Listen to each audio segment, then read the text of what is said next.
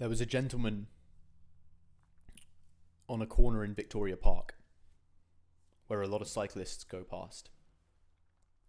And he was there for the cycle trust or whatever, the people who put down the cycle lanes. Because, of course, the government doesn't actually do it. Or maybe they do, and these people were just picking up charity money, and it's just a way for young kids to get something on their CV and for old people to get a bit of income. Who knows? But I started talking to him because I'll talk to anyone waving around a sign on the streets these days. Doesn't matter what the sign says. And of course, he gave me the usual boring spiel at the beginning, blah, blah, blah, too many cars, don't you love cycling, most car journeys are under 10 minutes, whatever.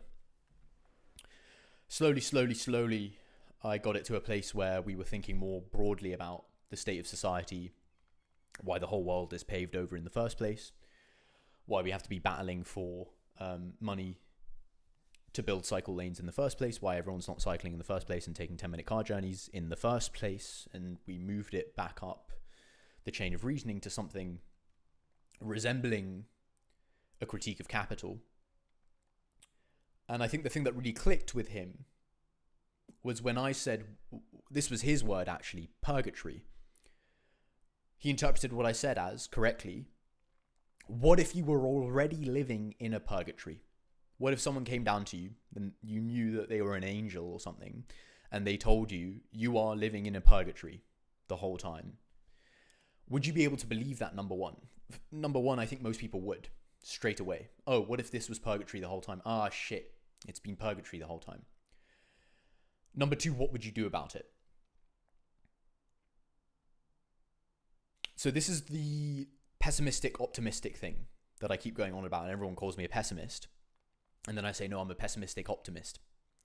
Why? Because the moment you're as pessimistic as you can be about the situation of the world, could it be a purgatory? Is anything stopping it from being that? Is anything stopping it from being interpreted that way? And then you have a deeper understanding that everything is just about interpretation? No. So then it is. It may as well be purgatory. Is anything stopping CEOs being interpreted as aliens come to enslave the human race? No. So then it may as well be that, because everything is interpretation. Your idea of a human, your interpretation of what other humans are is just, it's an interpretation. Oh, they've got 4 limbs or whatever, they look a certain way, they speak a certain way, they're a human being. You've got a certain idea of what it means to be a human being, the codes and the rights that a human being has, and it's all just interpretation that's been fed to you, and it's been implanted in your head to get you to do certain things.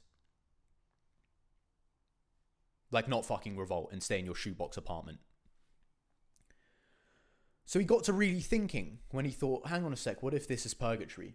And I think a good sum up of the film Backrooms that recently came out, which I'm a big fan of, is essentially that.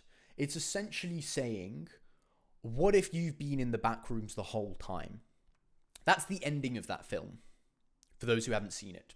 So in the ending, she escapes the backrooms, this incredibly twisted place where anything can happen and there's all these weird things and everything's just like slightly misplaced, and it's like it's very clearly a hellish playground made by some demon that isn't quite clever enough to sell you on it. She escapes that, and she goes to a place which looks like the real world. She thinks she's back in the real world. We do too. And she's with the scientists who've been running this experiment. Turns out we were the stupid, ugly demons. And we were running whatever weird experiment for whatever reason. It's still quite shady. And she sits down with this scientist who's trying to walk her through like the traumatic experience she's just been through and we've just been through. And he's not quite giving her any answers. He's asking for more information from her, actually. And the film ends with his dialogue slowly blurring out in the background and a slow zoom on her. Her eyes unfocusing. And this dulling realization of what? Of what if we've been in the purgatory the whole time? What if this is still the back rooms? And what if previously I've been in the back rooms the whole time? Because it's interpretable like that. When you're surrounded by a bunch of dickheads in lab coats trying to get information from you. or when you're surrounded by a bunch of dickheads in suits trying to exploit labor power from you. I just thought I would talk about that. Fuck you. Fuck you. Don't watch my videos. Fuck you.